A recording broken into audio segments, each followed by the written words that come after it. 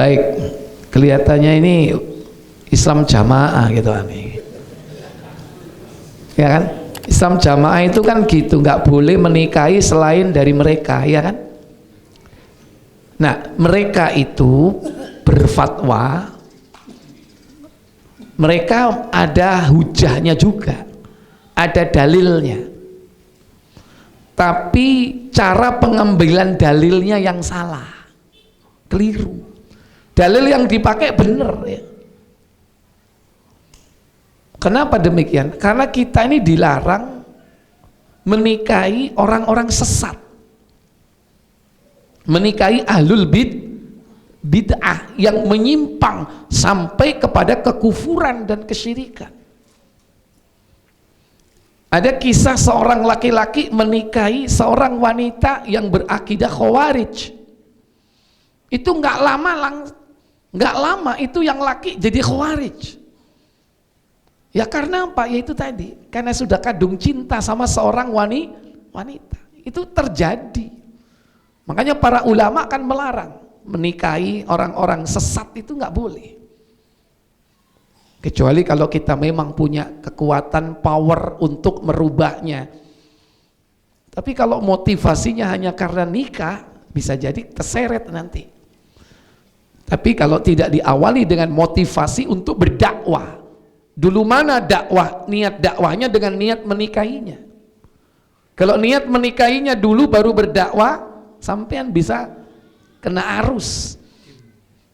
Tapi kalau niat dakwahnya sejak awalnya nggak ada niat menikahi, dan dia sudah punya kemungkinan besar untuk bisa mempengaruhi dan merubahnya, dan semakin kuat dengan cara menikahi, maka insya Allah bisa berubah gitu.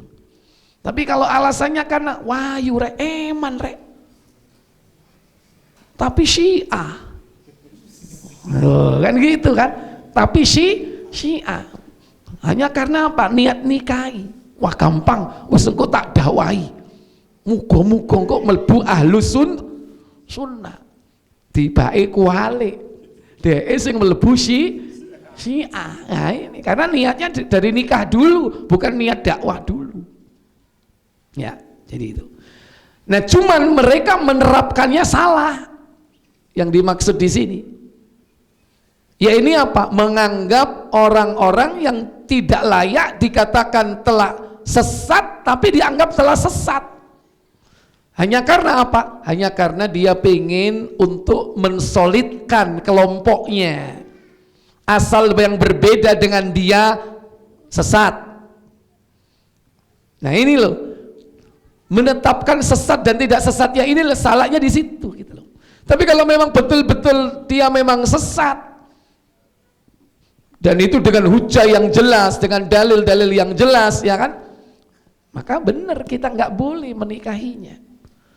Nah, tapi kalau menetapkan kesesatan itu serampangan, sembarangan, bukan dasar dalil yang qat'i dari Al-Quran, dari Sunnah, tapi hanya karena apa? Takut kehilangan pengikut atau tidak solidnya kelompok mereka, maka ini yang menjadi masalah.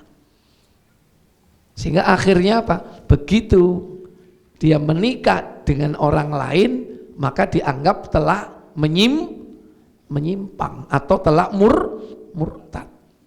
Harus dengan kelompok mereka. Kalau enggak bahaya.